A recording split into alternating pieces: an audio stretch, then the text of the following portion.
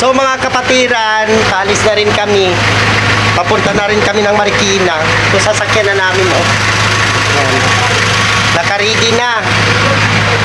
Kasi tanghali na rin para ma-ready kami lahat. Kaya ready na kami para sa anniversary natin. Ayan, oh. Dito kami magpapanalangan. Yan sasakyan namin mga langga. Ayan, oh. Ready na kami papunta doon.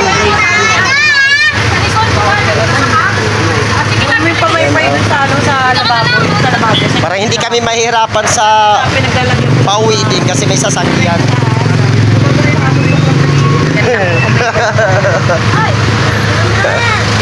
Yun lang. Yan o, naka-ready na kami. Diba? Tanghali na. So nag-aantay kami ng iba. Nasa Marikina na kami mga langga. Kapababa lang namin.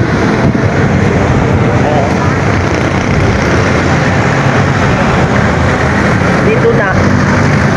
Mura na dito. Yung mga nagpa-practice.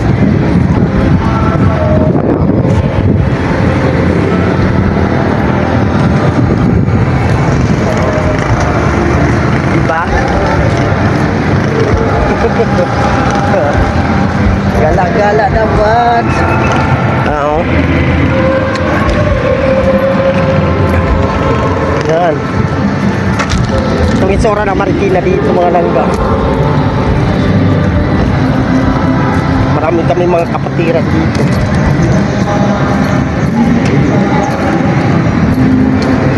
Yan o. Ito.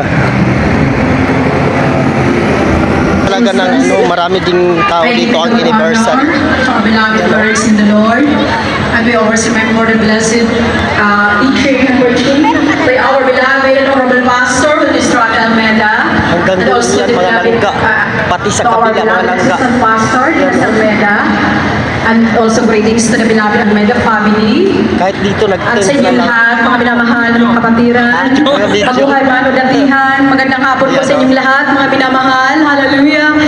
Napakadakilang mahal na po yun, mga minamahal, sa oras na ito, mga minamahal, na muli ako binigyan ng pagkakataon, na aking maibahagi, mga minamahal, kung paano mo nakilala ang mahal na Panginoon sa pagkakatawain ito, hallelujah. Hanapin natin yung kasama natin kung saan sila nagpupunta. 1991, hallelujah. Nung mapanood ko ang pananaguhayan ito sa Channel 13, mga minamahal, hallelujah.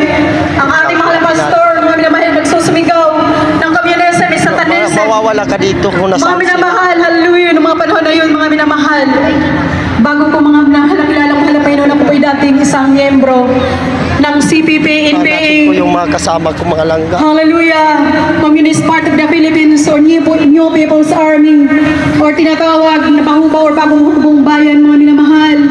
Sa dako ng summer. 14 years old ako noong mga panahon na yun, mga minamahal. Yan, hallelujah. patotoo yan sa kalaman ng aking mga magulang na ako na pala isang recruit sa aming eskwelahan. Isang hapon, mga minamahal, ang aking teacher. Hallelujah. Habang bago i-dismiss ang aming klase, mga minamahal, sabi ng teacher ko, Miss Lagobrio, magpapaiwan ka.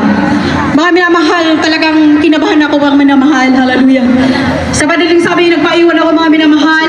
At nung tinatawag niya ako papalapit sa kanyang table, hindi po ako makahakbang, mga minamahal. Ang sabi niya, bago kita ipinatawag, nag-imbestiga ako lahat ng teachers at subject mo. Inimbestigahan kita kung sa oras na pagsunod-sunod ng mga paglusob ng mga NPA sa bayan natin ay nasa eskwelahan ka ba, ngunit absent ka. Ibig sabihin NPA ka. Hindi ako makasisagot, mga minamahal, hallelujah. Noong mga panahon na yun, mga minamahal, talagang parang hallelujah. Nag-proceed ako, mga minamahal, hallelujah. Dahil mag-oras na nalaman mo na ikaw ay komunista. Hanap ako ng mga kasama ko kung nasaan sila. Mga minamahal, hallelujah. Sabi niya na kita sa guidance counselor. Ulan kasi. Ipapatawag ang iyong mga magulang. Ganito kadaming mga langga, mga kapatiran, Andaraya sa Pungiro, ngunit ngayon binago ng mahal na Panginoon at tinawag na bilang isang manggagawa.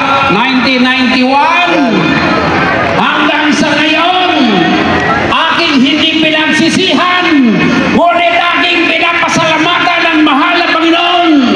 Kung hindi ako tinawag, patay na ako ngayon.